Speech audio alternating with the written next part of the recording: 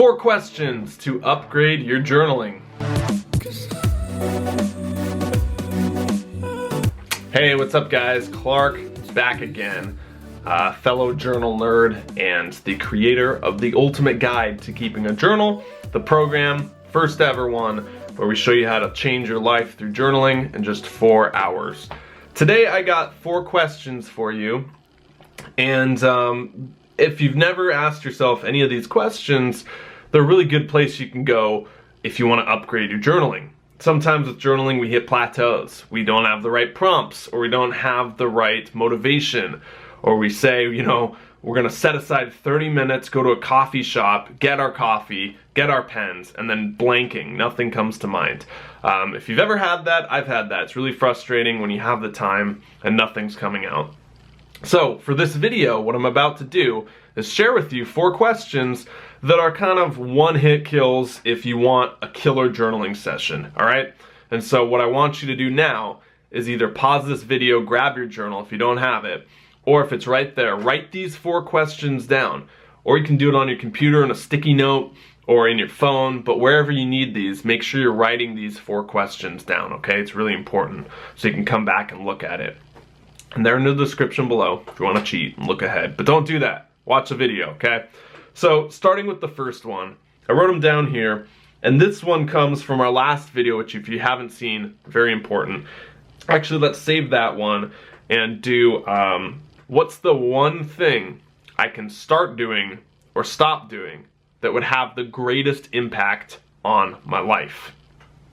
Say it again. What's the one thing I can start or stop doing that'll have the greatest overall impact on my life? So many times we can put off doing what's productive to do what's kind of easy. We keep ourselves busy with all these things. And at the end of the day, we don't really do that big thing we needed to do. We went over this in the book review of The One Thing, that success comes from when you identify the one thing that'll push you further along that you're kind of, for whatever reason, avoiding doing.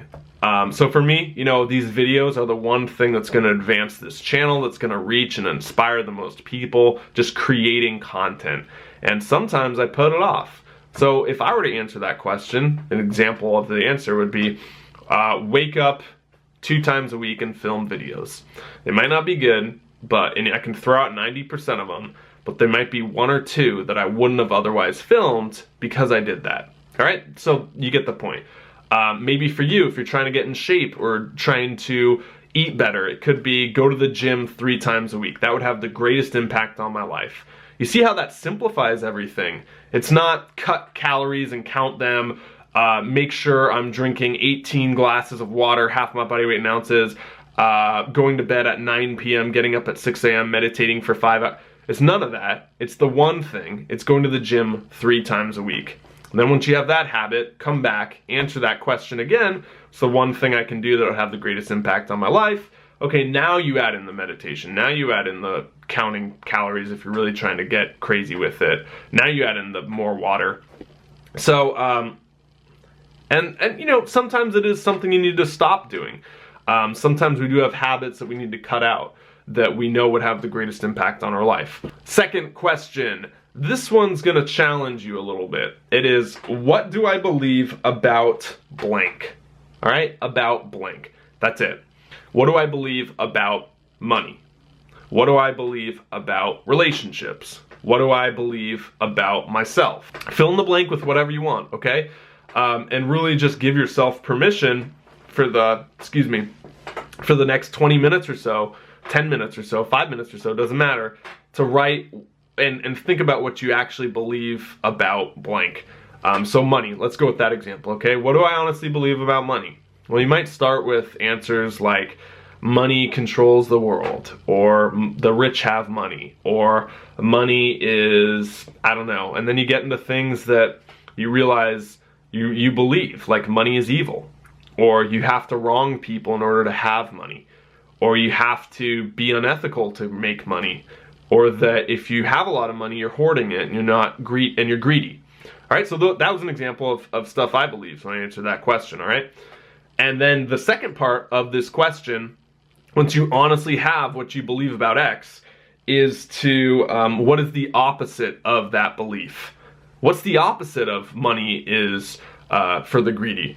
It's no, money is for the people who want to inspire and change the world because now they have the power to do so. They're playing the game. They can build the schools if they want. They can invest in after-school programs at their local high school that they think would benefit the high school. They can give money to areas where they see fit. So if you really want to change the world, become rich. You know, it's a great way to use influence for good. Look at Bill Gates. I mean, he's doing more for scientific research because he has money than he ever could have if he just gave it all up and you know, meditated for 8 hours. I mean, who knows, right? We can't really run that. And then the next one, the next part of that question is, what will my life look like 5 years from now if I continue to believe that money is evil? If I continue to believe fill in the blank. What's your life going to look like 5 years from now if we believed that money was evil? We'd probably still be in the same financial situation we're in. Maybe you're content there. That's fine. Well, this isn't for you. What will my life look like if I continue to believe that money is evil? Never going to have any. All right? Never going to make any. So you get the point there. The point of this one is to get your limiting beliefs holding you back in a certain area and to hopefully challenge a few of those and move forward. The next question is going to be, who are my biggest mentors? I want you to identify 4 or 5 mentors in your life. People, they could be teachers, either on YouTube, in books that you had physically, maybe a teacher, maybe someone from your community you learned a lot from, maybe a boss who really took you under his or her wing, anyone you really learned a lot from that you would consider a mentor, okay? That's the first part. The second part of this question, how am I like them? How are you like them? Because you were around them, because you learned from them. This is a good question to ask yourself. It really gives you some self-awareness into all these little parts that made up you, your beliefs, what you're good at, what you're not good at, made you into what you are today. Good question.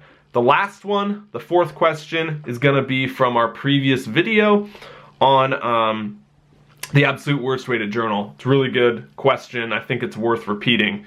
That is, what would I give someone in my what advice would I give someone in my exact same situation? What's the advice you would give someone in your exact same situation? Maybe it's you're doing things well and you need to do things even more well to get better results. All right, that's great. Maybe there's some areas in your life that you have 1 or 2 that you really are struggling with, that you want advice on or that you want help on. Well, take yourself out of the equation for a minute and put yourself in all that either success or failure or whatever into someone else and start giving that mysterious person advice. I promise you, you're going to generate a few answers that you didn't think of for yourself for that hypothetical person. I know it sounds kind of made up and ridiculous, like you're playing pretend with an imaginary friend, but I mean, really, it can improve the direction you want to head in.